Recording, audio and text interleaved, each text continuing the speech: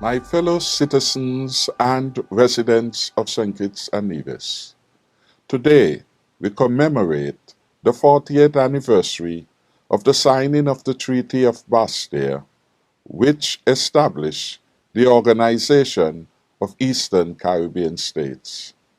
I am deeply honored to add my personal note of congratulations on this 40th anniversary of the signing of the Treaty of Basseterre.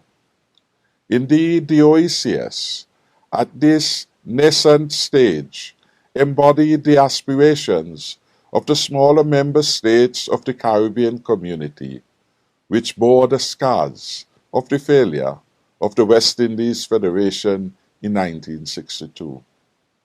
It was on the front apron of this very government headquarters on Church Street, Basseterre, that the Treaty of Basseterre was signed on the 18th June 1981 on behalf of the government and people of St. Kitts and Nevis.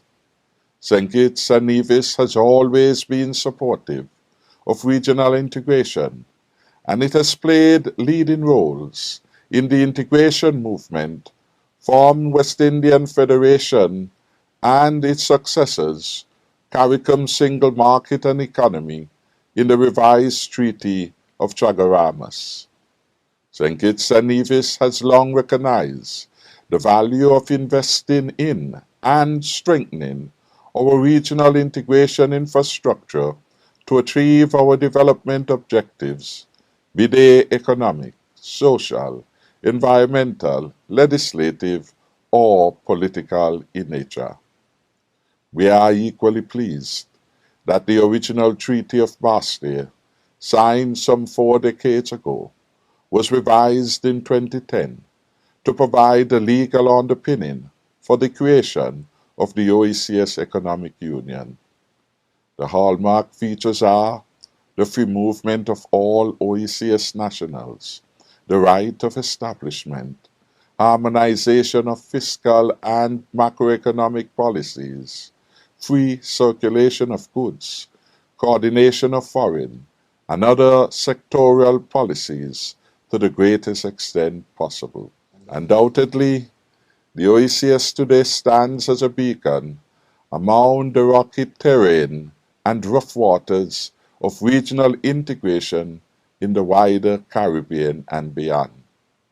Our track record at pooling our limited resources and using them to the net benefit of individual member states has gained international acclaim. Other regions of the world have marveled at our successes, and they continue to analyze our systems and programs and to tweak and adopt them where applicable. Today, we operate in an environment shaped by the COVID-19 pandemic. We have all been adversely affected by this global scourge. It is more evident than ever that strong regional organizations have a critical role to play in helping small states like ours navigate the ever-shifting currents in pursuit of achieving sustainable development in all its dimensions. The OECS has a rich legacy of providing healthcare solutions, particularly in the field of procuring pharmaceuticals on behalf of its member states. Since the onset of the pandemic, the OECS Commission has played an essential role in assisting its member states to source healthcare supplies, including personal protective equipment to prepare for the demands being placed on our fragile healthcare infrastructure in the OECS. Numerous interventions were made with the Caribbean Public Health Agency CARPHA, the Pan American Health Organization PAHO, and the World Health Organization WHO to ensure that all necessary protocols were employed to minimize the harmful impact of the pandemic.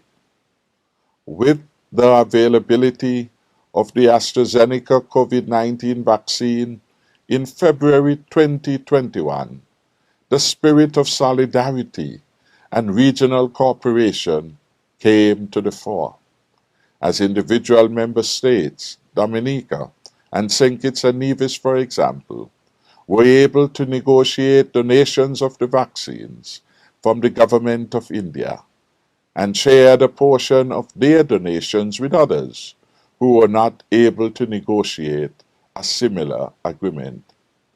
These donations laid the foundation in creating an effective vaccine rollout strategy geared towards building resilience to the pandemic within the OECS.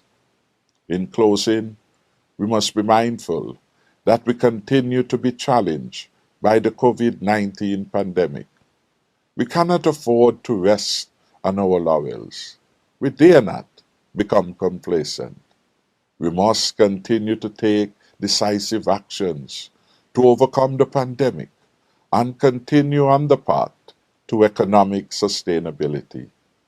Please do not hesitate to get vaccinated. It is our most powerful tool in the fight to defeat the COVID-19. While we celebrate the rich legacy of the OECS, we must be very mindful of the challenges we still face. Let us then redouble our efforts to strengthen this regional institution, which can only redound to the benefit of its members. Long live the OECS. Long live St. Kitts and Nevis. And may God continue to bless us all. I thank you.